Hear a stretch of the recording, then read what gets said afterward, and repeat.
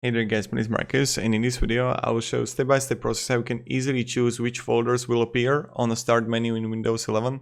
So this video is pretty straightforward, and if this video will help you, what you can do is write down below in the comments that it helped you, so when other people will come here, they will know that it's like, okay, it's worth it to watch it.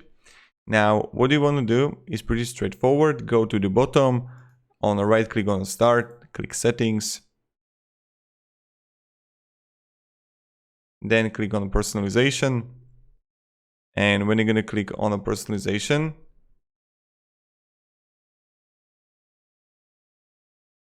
you want to scroll down below and click under touch keyboard start, and then you can have like folders right here, and in folders you can simply choose like what kind of folders are going to be in Windows.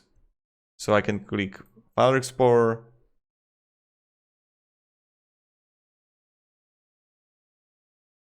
or something like that, and you would like find it then. Have a great day guys, and goodbye. See ya.